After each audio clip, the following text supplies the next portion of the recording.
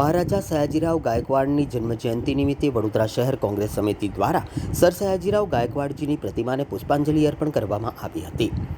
વડોદરાના નિર્માતા મહારાજા સયાજીરાવ ગાયકવાડની દીર્ઘદ્રષ્ટિ આજે પણ પ્રસ્તુત છે। 100 વર્ષ પૂર્વે તેમણે વીજળી વગર ચાલતી ગ્રેવિટી ડ્રેનેજ સિસ્ટમ અને શહેરને પૂરથી બચાવવા આયોજનબદ્ધ ઇજનેરી કામો કર્યા હતા। સયાજી બાગ જેવી 113 એકરની હરિયાળી ભેટ આપી પર્યાવરણની જાળવણી કરી હતી। જો કે વર્તમાનમાં ઐતિહાસિક વારસાની અવગણના થતાં વડોદરા પૂર જેવી સમસ્યાઓનો સામનો કરી રહ્યું છે। વિરોધ પક્ષોનો આક્ષેપ છે કે મહારાજાએ સ્થાપેલી વ્યવસ્થાઓ જાળવવામાં આજનું તંત્ર નિષ્ફળ નીવડ્યું છે। ડૉક્ટર આંબેડકરને શિક્ષણ માટે પ્રોત્સાહિત કરનાર મહારાજાના લોક કલ્યાણકારી શાસનને આજે પણ વડોદરાવાસીઓ આદરપૂર્વક યાદ કરી રહ્યા છે। આજે ત્રીજા સર સયાજીરાવ ગાયકવાડની જન્મજયંતિ છે। દરેક વખત પુષ્પાંજલિનો કાર્યક્રમ હોય છે।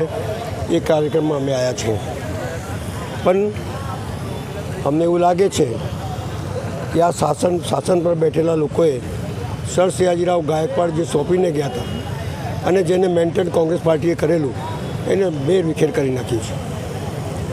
જે જગ્યા પર આપણે કર્યા છે સયાજી ગાર્ડન, બેટમાં 113 એકરનું ગાર્ડન આપેલું, આજે 90 એકર બી નથી। ક્યાં ગઈ એ જમીનો બધી ભાઈ? આપણો પેલેસ, મહારાજાનું પેલેસ, લક્ષ્મીવિલાસ પેલેસ, જેની સુંદરતા જાળવવાનું સત્તા પર બેઠેલા લોકોનું કામ છે, એ જાળવી શકતા નથી। ગ્રેવિટીથી પાણી લાવવું, જ્યારે પાણીની અછત પડી ત્યારે જે જમાનામાં એટલા એન્જિનિયરો હતા ત્યારે વગર વીજળીએ પાણી આ વડોદરા શહેરને કઈ રીતે મળે તેની વ્યવસ્થા કરી, અંડરગ્રાઉન્ડ ડ્રેનેજ લાઇન કરી, વડોદરાની રક્ષા થાય એટલે નવનાથ મંદિરો બનાવ્યા।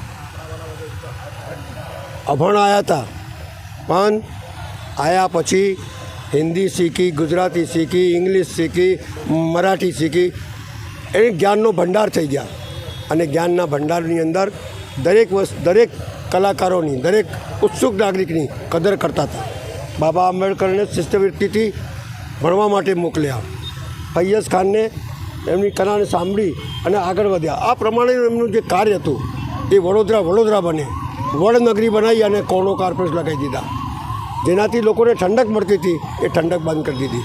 એટલે ઊંધું રાજ ચલાવવામાં માહિર લોકોને આ સત્તા સોંપી છે, વડોદરાને ખડોદરા બનાવ્યું છે।